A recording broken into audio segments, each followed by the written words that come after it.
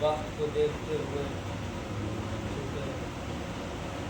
یہ وقت وہ وقت ہے کہ جس وقت انسان اپنے گھر پہ آرام کرتا ہے، لیکن کیا بات ہے فرش اعضاء کی کہ ہم سنتے ہیں کہ یہاں فرش اعضاء بچ رہا ہے، تو ہم اپنے آرام کو چھوڑ کر فرش اعضاء پہ آ کر بیٹھ جاتے ہیں اور ثابت کر دیتے ہیں اے آقا حسین، آپ کا غم اتنا عظیم ہے کہ نہ یہ کل مٹ سکا تھا نہ یہ آج مٹ سکا ہے۔ صلوات علی محمد اللہم صلی علی محمد وعلی محمد۔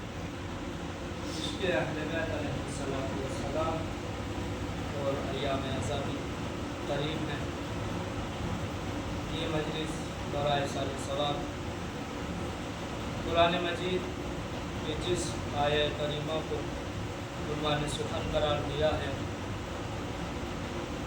سورہ ملک کی دوسری آیت جس میں پروردگار عالم ارشاد فرما رہا ہے الذی خلق الموت والحیات لیبلوکم ایکم احسن عملا۔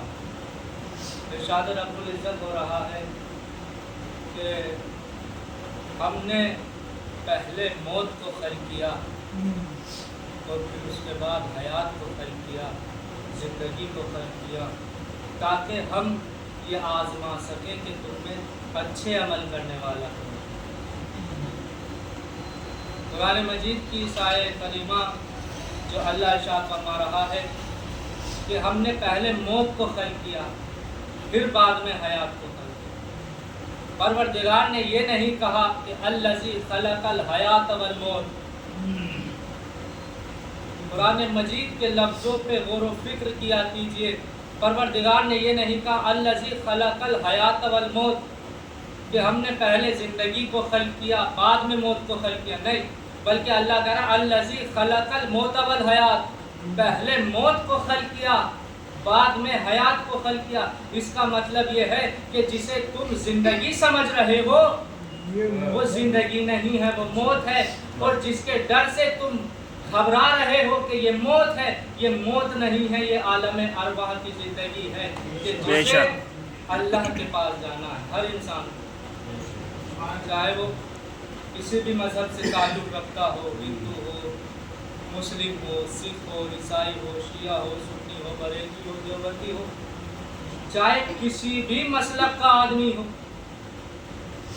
سب کا ایمان ہے کہ کلو نفس ذائقۃ الموت، ہر نفس کو موت کا ذائقہ چکھنا ہے، ہر انسان اس دنیا سے رخصت ہوگا۔ اللہ کہہ رہا ہے، پروردگار فرماتا ہے الذی خلق الموت والحیات، ہم نے پہلے موت کو خلق کیا اور بعد میں زندگی کو خلق کیا۔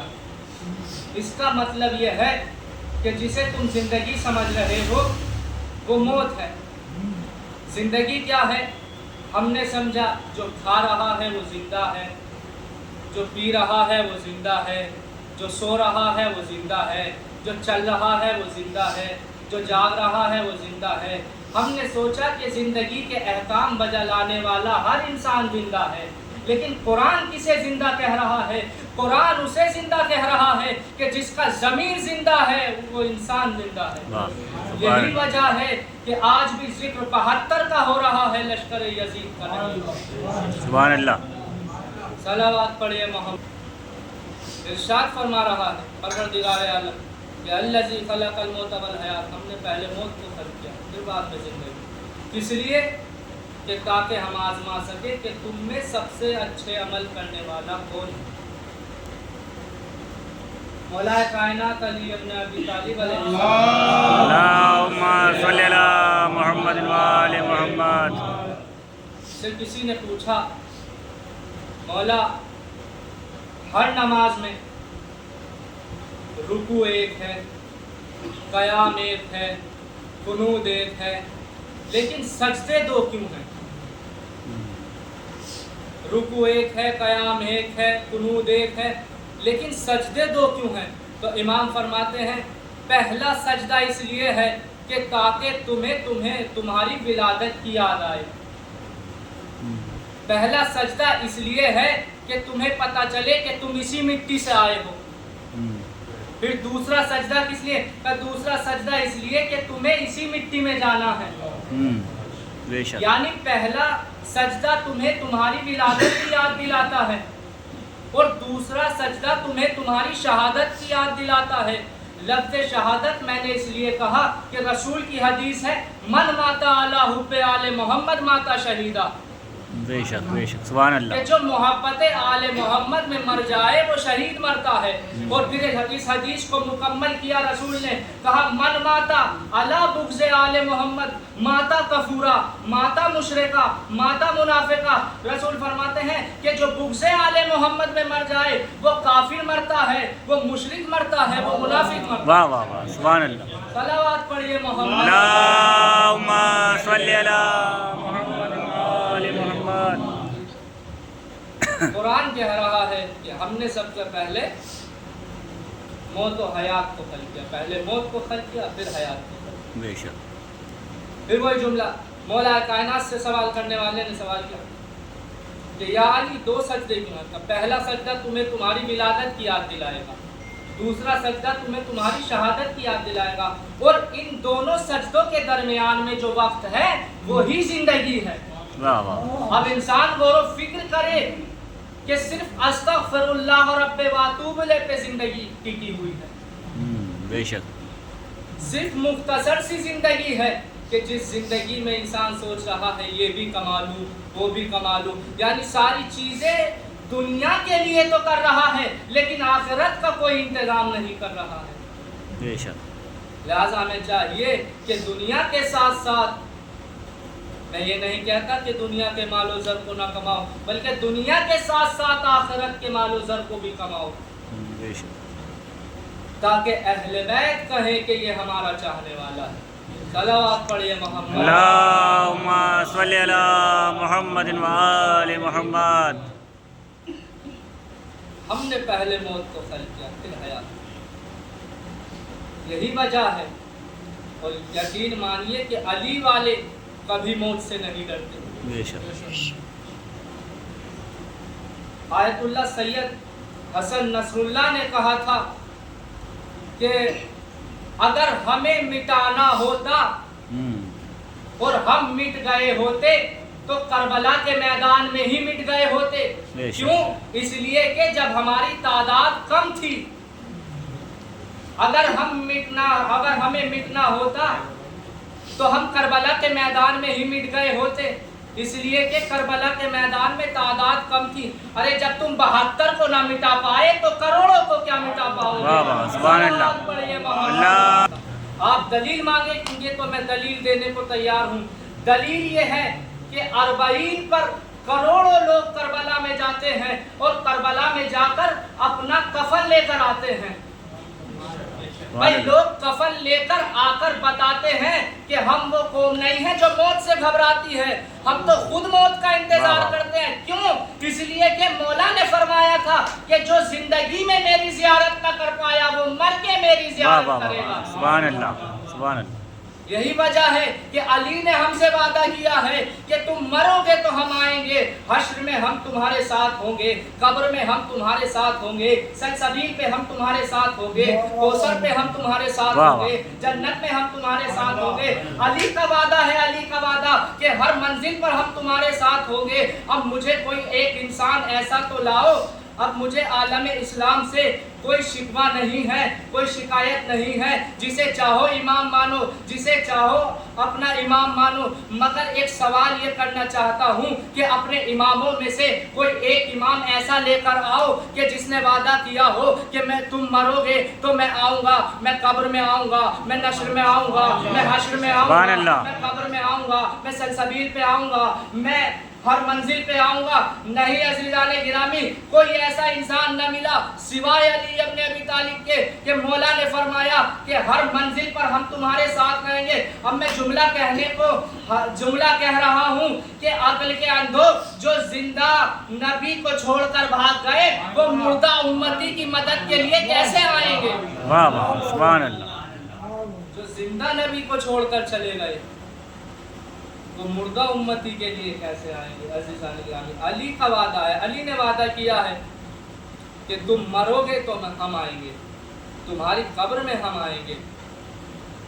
یہی وجہ ہے کہ جب چاہنے والا اس دنیا سے چلا جاتا ہے، رخصت ہو جاتا ہے، تو مولا کائنات کی قبر میں آتے ہیں، اور جب سب لوگ چلے جاتے ہیں اور سوال ہوتے ہیں، ممکن نہیں سوال کرتے ہیں، اس میں سے بہت سے سوال ہیں، لیکن کچھ سوال یہ ہے کہ تمہارا رب کون ہے؟ تمہارا رب کون ہے؟ تو مولا کائنات جواب دیتے ہیں اور کہتے ہیں، اے میرے چاہنے والے، کہہ دے کہ تیرا رب اللہ ہے۔ چاہنے والا کہتا ہے کہ میرا رب اللہ ہے۔ دوسرا سوال ہوتا ہے، تیرا دین کیا ہے؟ مولا فرماتے ہیں، کہہ دے تیرا دین اسلام ہے۔ چاہنے والا کہتا ہے کہ میرا دین اسلام ہے۔ پھر سوال ہوتا ہے، تیری کتاب کیا ہے؟ تو مولا فرماتے ہیں، کہہ دے تیری کتاب قرآن مجید ہے۔ پھر تیسرا اور چوتھا سوال ہوتا ہے، مولا منکر نکیر سوال کرتے ہیں کہ یہ بتا تیرا رسول کون ہے؟ مولا فرماتے ہیں کہ کہہ دے کہ تیرا رسول محمد مصطفیٰ صلی اللہ علیہ وسلم۔ اللہم صلی علی محمد وآل محمد۔ ہر منزل پر مولا جواب دیتے ہیں، لیکن جب منزل امامت پہ آتے ہیں منکر نکیر اور کہتے ہیں یہ بتا تیرا امام کون ہے، تو پھر آواز آنی بند ہو جاتی ہے۔ جو چاہنے والا ہوتا ہے وہ تڑپ کر کہتا ہے، میرا پہلا امام علی ہے، میرا پہلا امام علی ہے، میرا دوسرا امام حسن ہے، میرا تیسرا امام حسین ہے۔ ہاں عزاداران امام، جیسے ہی لفظ حسین آتا ہے آنکھوں میں آنسو آ جاتے ہیں۔ ایک دکھیاری ماں آتی ہے اور کہتی ہے، اے منکر نکیر، اس سے اب کوئی سوال نہ کرنا، یہ میرے حسین کا عزادار۔ ہاں عزاداران امام، ایام عزا قریب ہے، بالکل محرم کا چاند قریب آ چکا۔ فاطمہ کا بھرا گھر اجڑنے والا ہے، سیدہ کا لال کربلا کا میدان بسانے والا ہے۔ ہاں عزاداران امام، مجھے ایک روایت پڑھنی ہے اور اسی پہ مجلس تمام کرنی ہے۔ عزیزو، صحن خانہ میں، مدینے کے صحن خانہ میں جناب زینب لیٹی ہوئی تھی، سو رہی تھی، سورج کی تپش شہزادی کے چہرے پہ پڑ رہی تھی۔ یہ منظر آقا حسین سے دیکھا نہ گیا۔ آقا حسین آگے بڑھے، اپنی ابا کے دامن کو پھیلا دیا اور سورج کی شہزادی زینب کے چہرے کی طرف سایہ کر کر کھڑے ہو گئے۔ سورج کی تپش اتنی تھی کہ جب آقا حسین کو پسینے آئے تو شہزادی کے چہرے پہ گرنے لگے۔ جب شہزادی کے رخساروں پہ حسین کا پسینہ گرا، شہزادی چونک کر اٹھی اور دیکھا میرا بھائی حسین سورج سے میرا سایہ کر رہا ہے۔ اپنی ابا کے دامن کو پھیلائے ہوئے حسین زینب کے چہرے کا سایہ کر رہے ہیں، زینب کے سر کا سایہ کر رہے ہیں۔ ایک مرتبہ شہزادی نے اپنے بھیا کے گلوں میں باہیں ڈال دی اور کہا، اے میرے بھیا حسین، اگر تقدیر نے کوئی ایسا وقت بھی لائی، اگر تقدیر کوئی ایسا وقت لائی کہ مجھے تم پہ چادر قربان کرنی پڑے تو میں وہ بھی قربان کر دوں گی۔ ایک مرتبہ شہزادی زینب نے کہا، اے بھیا حسین، تم نے مجھے سایہ کیا ہے، اگر تقدیر نے کوئی ایسا منظر بھی لائی کہ مجھے سایہ کرنا پڑے تو شہزادی زینب حاضر ہے، تیری بہن زینب حاضر ہے، سایہ کر دے گی۔ لو عزادارو، کربلا کا میدان آ گیا، حسین کربلا میں شہید کر دیے گئے۔ ادھر شمر کا خنجر چلنے لگا، ادھر حسین امام حسین شہید کر دیے گئے۔ 11 محرم کی صبح نمودار ہوئی، اہل حرم ہاتھوں میں رسی ہے، عابد بیمار ہیں، ہاتھوں میں ہتھکڑیاں ہیں، پیروں میں بیڑیاں ہیں، گلے میں تحفے خاردار ہے۔ گنج شہیدہ سے قافلہ گزارا گیا۔ ایک مرتبہ زینب نے بھائی کے لاشے کو دیکھا، تڑپتی ہوئی کہنے لگی، اے بھیا، مجھے مدینے کا وہ منظر یاد ہے، لیکن زینب کیا کرے؟ زینب کے پاس چادر نہیں ہے جو تیرے کفن پر سایہ کرے، تیرے جسم پہ سایہ کرے۔ اے بھیا زینب